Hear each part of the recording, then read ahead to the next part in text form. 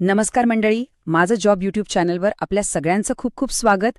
आज आपण एका जबरदस्त सरकारी नोकरीच्या संधीबद्दल बोलणार आहोत. आणि ही संधी आणली आहे थेट बृहन्मुंबई महानगरपालिकेने, म्हणजेच आपल्या बीएमसीने. तर बातमी आहे की बीएमसी तब्बल 38 कामगार पदांसाठी भरती काढत आहे.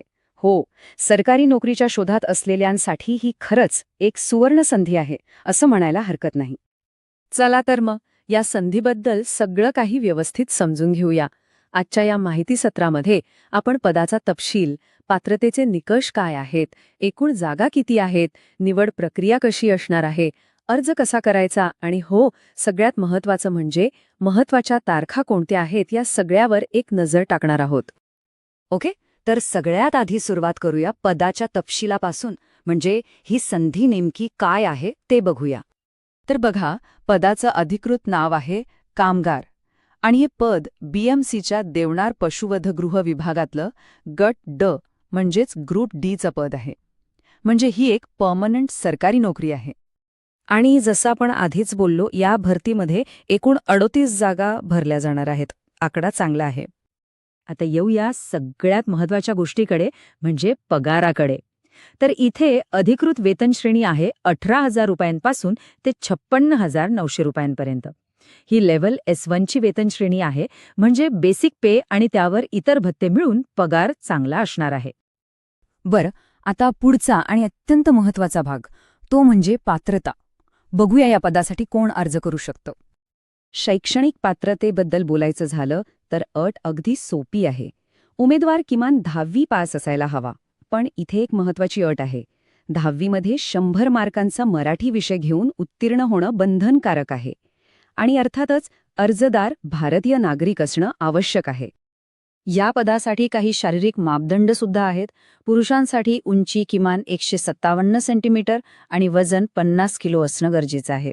तर महिलांसाठी उंची किमान 150 सेंटीमीटर आणि वजन 45 किलो असणं आवश्यक आहे. आता वयोमर्यादेबद्दल बोलूया. इथे एक गोष्ट लक्षात घ्या की ही वयोमर्यादा 22 जानेवारी 2026 या तारखेनुसार मोजली जाईल. खुल्या प्रवर्गासाठी किमान वय 18 आणि कमाल 38 वर्ष आहे. मागास प्रवर्गातील उमेदवारांना 5 वर्षांची सूट आहे, म्हणजे त्यांच्यासाठी कमाल वयोमर्यादा 43 वर्षे आहे.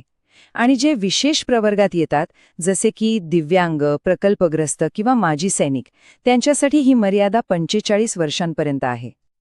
ठीक आहे, आता पुढे जाऊया आणि बघूया की या ज्या एकूण 38 जागा आहेत त्या वेगवेगळ्या आरक्षण प्रवर्गांमध्ये कशा वाटून दिल्या आहेत. तर या चार्टमध्ये आपण पाहू शकता की जागा कशा विभागल्या आहेत. खुल्या प्रवर्गासाठी सर्वाधिक म्हणजे 15 जागा आहेत. त्यानंतर विमुक्त जाती म्हणजेच VJA साठी 9 जागा आहेत. अनुसूचित जातीसाठी 2, अनुसूचित जमातीसाठी 2 आणि इतर प्रवर्गांसाठी मिळून 10 जागा राखीव ठेवण्यात आल्या आहेत. बरं, पात्रता आणि जागांची माहिती तर झाली. पण आता सगळ्यात महत्त्वाचा प्रश्न, निवड कशी होणार? चला, सिलेक्शन प्रोसेस काय आहे ते नीट समजून घेऊया.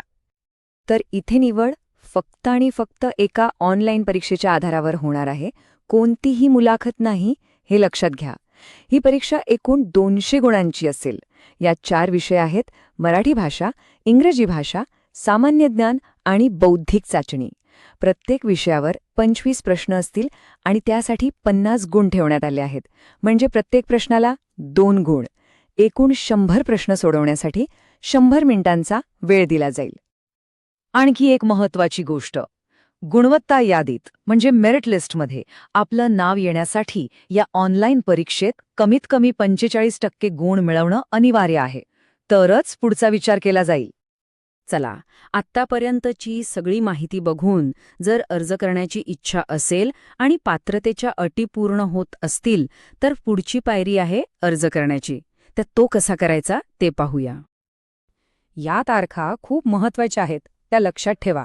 ऑनलाईन अर्ज करण्याची प्रक्रिया 28 जानेवारी 2026 पासून सुरू होईल आणि 18 फेब्रुवारी 2026 ही शेवटची तारीख असेल. आणि हो, अर्ज फक्त ऑनलाईन पद्धतीनेच स्वीकारले जाणार आहेत, हे विसरू नका. आता अर्ज शुल्काबद्दल बोलूया.